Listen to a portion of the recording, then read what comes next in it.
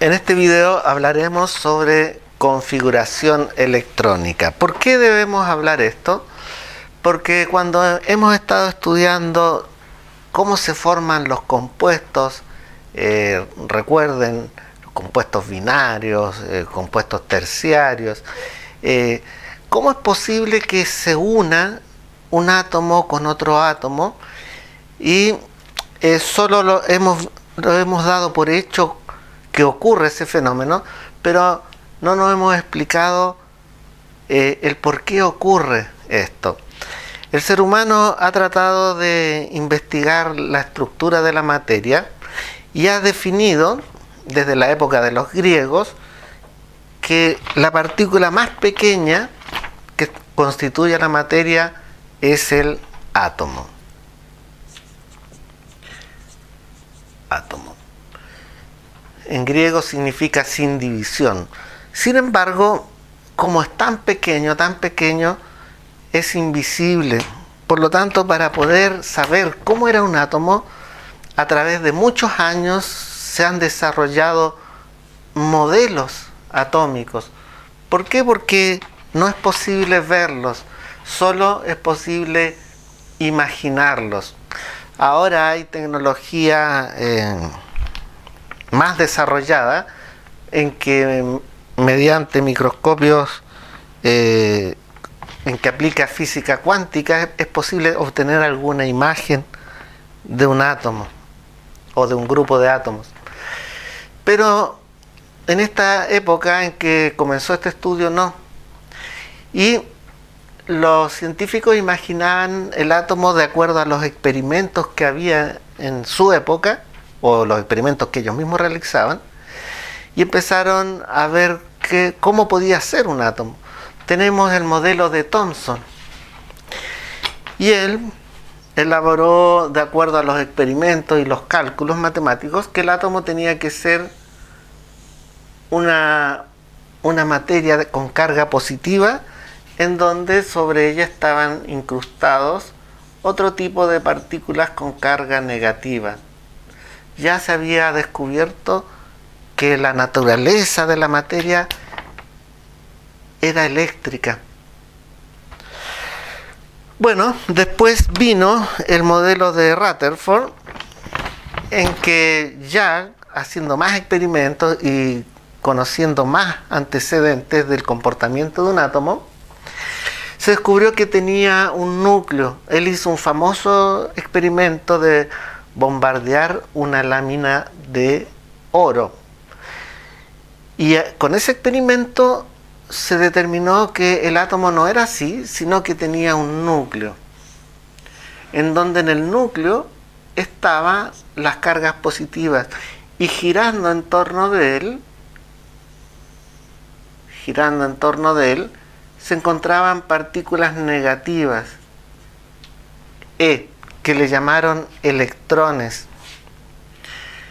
Curioso que luego de pensar que las partículas negativas estaban inmóviles, incrustadas en una masa positiva, se pasara al concepto de electrones que sí se mueven alrededor de un núcleo.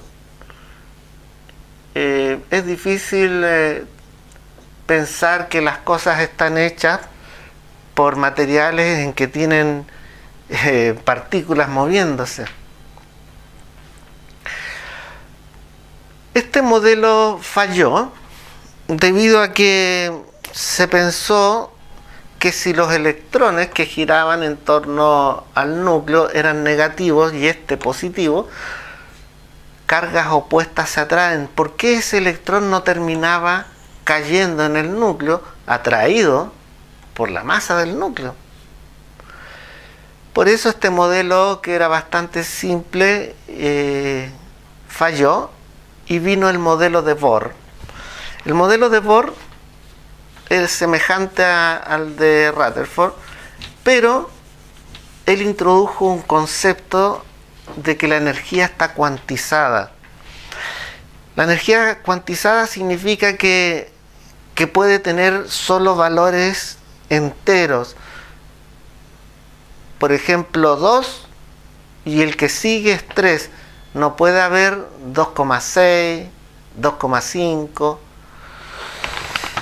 Entonces en el modelo de Bohr, nuevamente tenemos en el núcleo la carga positiva. Para ese entonces ya se sabía, ya se había descubierto el protón y el neutrón. El núcleo estaba constituido de protones y neutrones, y orbitando en torno de él estaban los electrones. Solo podían haber 2 electrones por órbita. Ahí tenemos otra órbita. Estas órbitas no existen, sino que se dibujan pensando en que por ahí se mueven los electrones. Ahora, estas órbitas tienen la energía cuantizada, energía 1 y energía 2, que en el fondo es la energía de los electrones que están ahí. ¿Cuál energía es mayor? ¿Esta órbita más alejada del núcleo o esta órbita más cercana al núcleo? Bueno, la energía que está más lejana es mayor, pensando en que el núcleo, para retener a esos electrones más lejanos, necesita más energía, si lo pensamos de alguna manera. Lo extraño es que según el concepto de la energía cuantizada, entre medio no hay ningún tipo de energía. Por lo tanto, el electrón, si quisiera cambiar de órbita acá, ¿cómo lo hace si es que entre medio no hay un camino energético para llegar?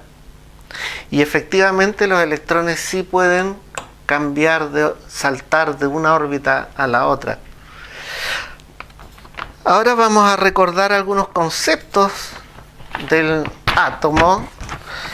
Z se llamaba el número atómico, y que era la cantidad de protones que tenía el núcleo. Lo resumo de esta manera.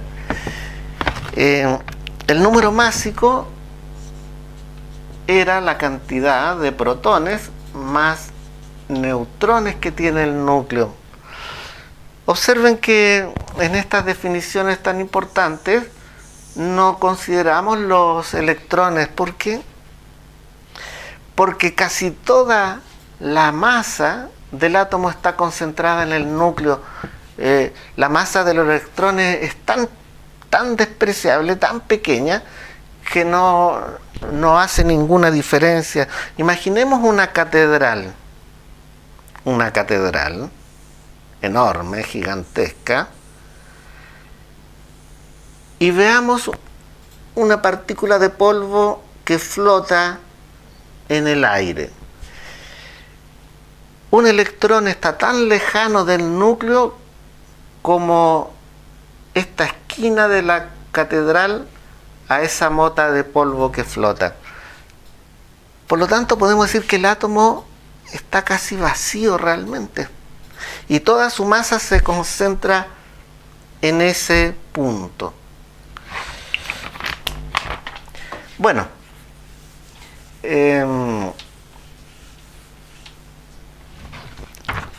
tenemos otro concepto. Los átomos pueden ser neutros o iones. Cuando les hablen de iones, están hablando de átomos, pero átomos que no son neutros. Neutro me refiero a si es eléctricamente positivo, eléctricamente negativo. Será neutro si la cantidad de protones es igual a la cantidad de electrones. Pensemos en que un electrón se anula con un protón. ¿Eso por qué? Porque la carga negativa de un electrón es igual a la carga positiva de un protón. Si es ion, tenemos dos casos: que la cantidad de protones sea mayor que la cantidad de electrones. Se llaman catión. Catión. Y en caso contrario, si la cantidad de electrones es mayor que la cantidad de protones, se llama anión. Anión. Este será positivo y este será negativo. Otra cosa que debemos recordar o asumir es que como los protones están en el núcleo, nosotros no podríamos pensar que un protón se mueve. No podemos a un átomo sacar un protón y ponerle un protón, no podemos, porque están fijos en el núcleo. En cambio, los electrones, que sí pueden moverse, pueden salir del átomo o venir un electrón e ingresar al átomo.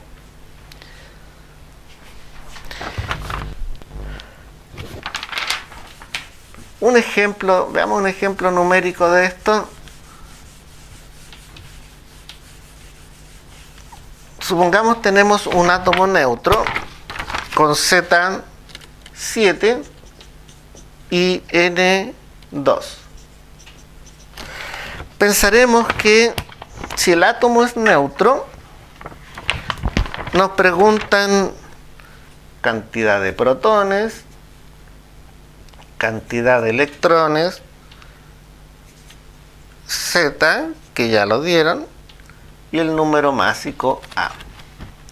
Detenga el video e intente resolver esta pregunta. Como el átomo es neutro, tenemos que tiene 7 protones y por lo tanto debe tener 7 electrones. El número atómico lo dieron, 7, y el número másico es protones más neutrones. Nos dijeron que habían 2 neutrones, 7 más 2, 9. Muy sencillo este tipo de preguntas, solo hay que acordarse el significado de cada elemento del átomo.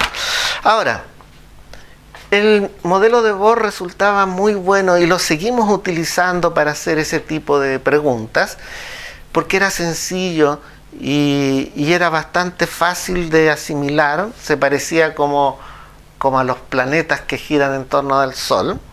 Era muy bueno ese modelo. Sin embargo, los nuevos experimentos pusieron en duda ese modelo del átomo, de que realmente así fuera, y vino el modelo que creemos en la actualidad, llamado modelo mecánico cuántico. También se le llama el modelo de Schrödinger. Schrödinger, para entender el átomo y los nuevos experimentos que entraban en contradicción con estos otros, hizo algo bastante inusual: resolver una ecuación de onda.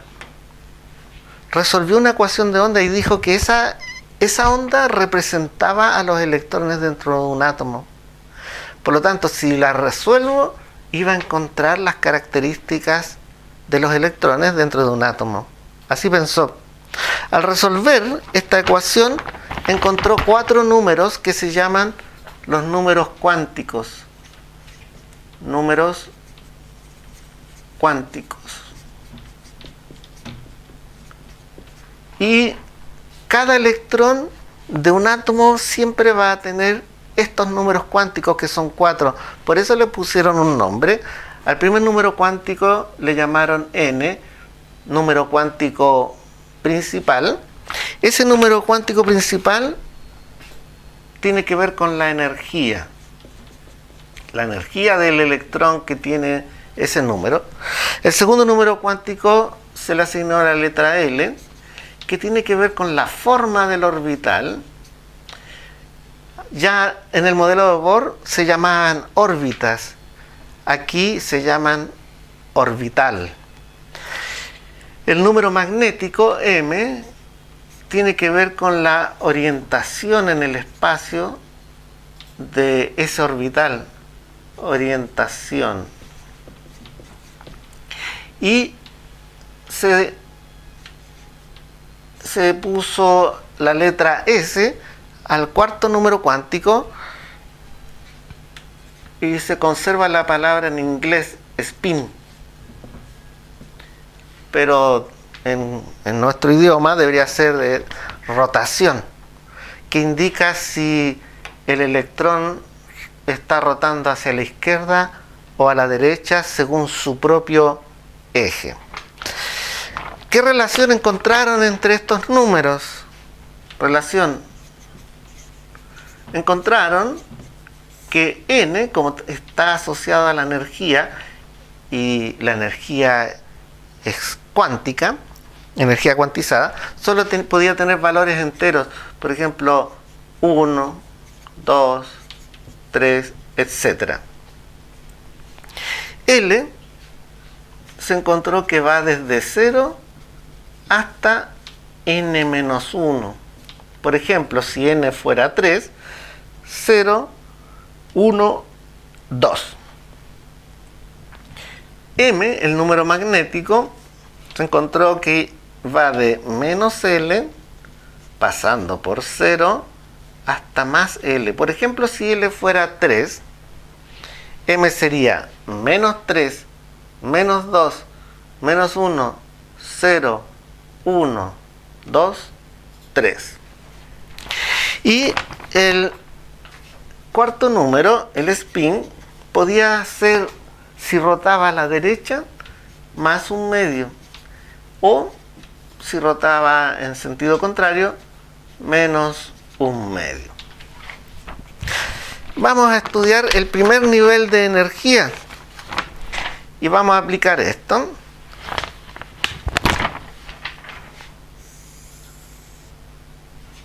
Primer nivel de energía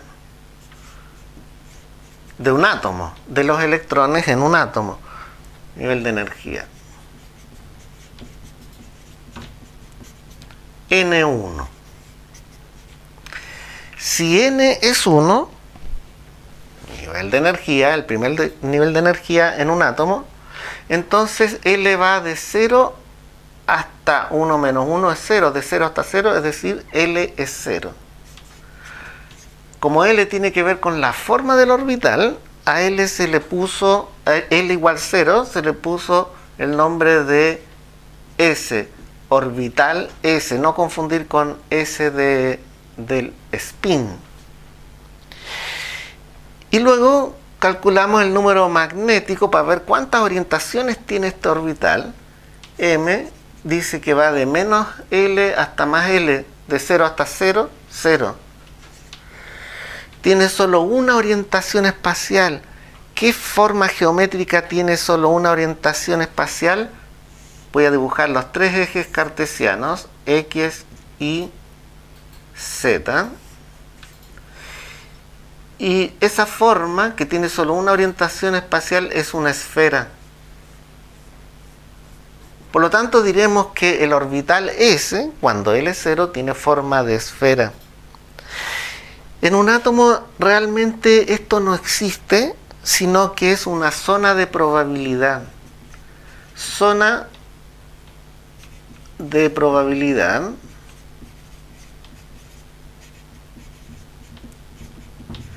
de encontrar un electrón. ¿Puedo encontrar un electrón aquí afuera de este espacio? Sí, pero es más probable encontrarlo aquí adentro. Y recordemos que en el modelo de Bohr solo habían 2 electrones por órbita. Aquí también solo pueden haber 2 electrones en esta zona del espacio. Por lo tanto, en el nivel de energía 1 solo puedo encontrar como máximo 2 electrones. Por ejemplo, S y S. Y para que estos electrones puedan estar ocupando la misma zona de probabilidad, uno tiene que estar girando a la derecha y el otro tiene que estar girando a la izquierda. No pueden tener el mismo spin. Estudiemos el nivel de energía 2. Voy a seguir acá. Voy a cambiar de color para que se vea mejor. Veamos el nivel de energía 2. L sería de 0 hasta 2 menos 1, 1. de 0 hasta 1. Aquí aparece un nuevo tipo de orbital. Ya vimos que cuando L es 0, el orbital se llamaba S. Pero aquí L también puede ser 1. Se le puso otro nombre, orbital P. Orbital P.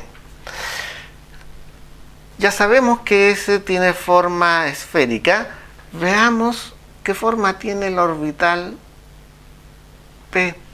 Para eso vamos a calcular su número magnético, que nos da la orientación en el espacio. ¿Cuántas tiene?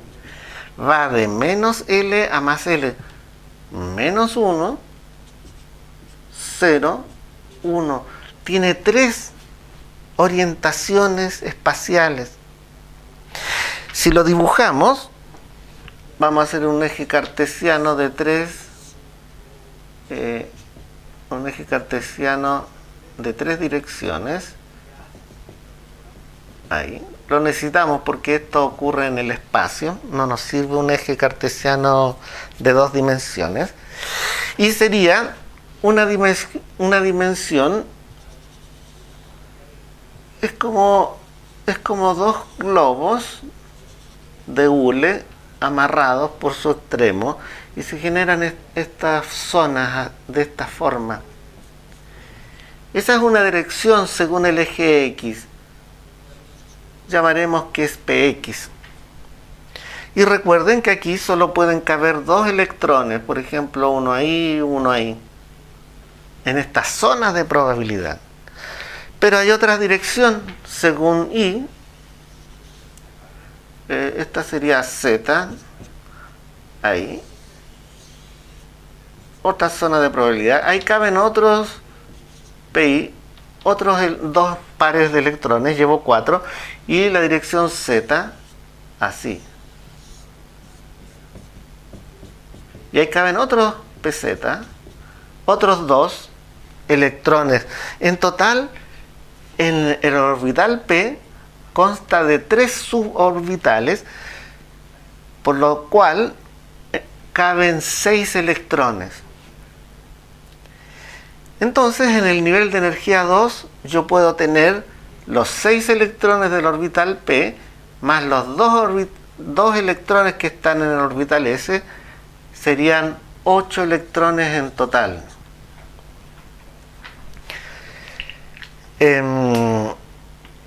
Pregunta: en el nivel de energía 3, ¿cuántos electrones en total pueden haber? ¿Aparece un nuevo orbital en el nivel de energía 3? Les dejo de investigación estudiar el nivel de energía 3. Es difícil creer que el átomo tenga estas formas tan caprichosas. Pensamos que estas formas realmente no existen, sino que son zonas del espacio.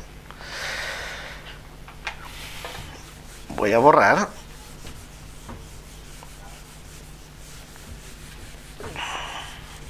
Ahora vamos a necesitar hacer efectivamente la configuración electrónica. Configuración electrónica significa cómo están distribuidos los electrones dentro de un átomo. Y vamos a necesitar el diagrama de Mueller.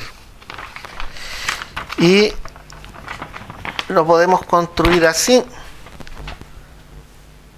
1, 2, 3, 4, 5, 6, 7.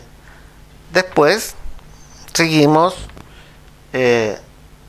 2, 3, 4, 5, 6. Después 3, 4, 5, 6. Después 4 y 5. A estos les ponemos S, S, S. A estos de acá, P.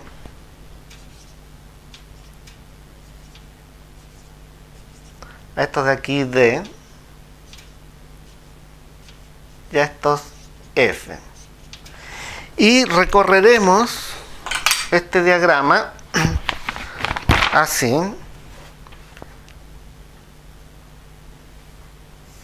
Así.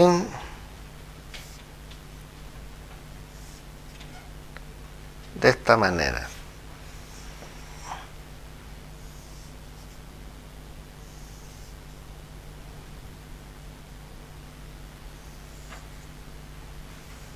En ese sentido de la flecha.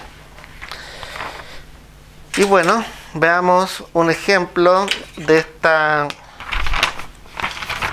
configuración electrónica. Veamos el sodio. El sodio es un elemento, un átomo que está en la tabla periódica. Sodio. Se anota ahí Na.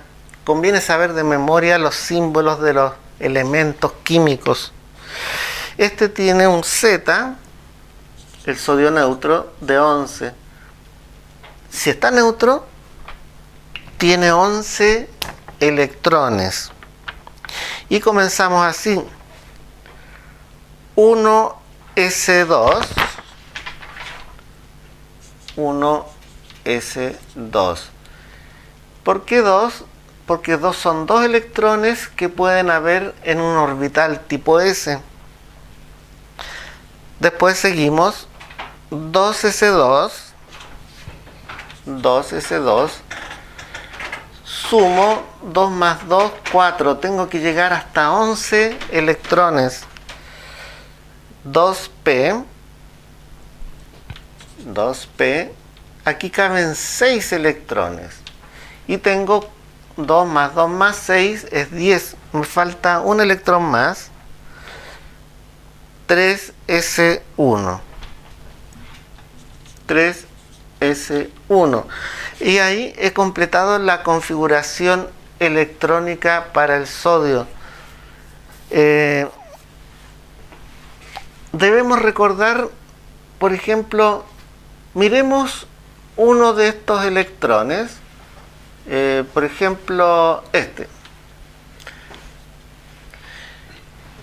Debemos recordar que estos dos electrones están sobre un orbital S.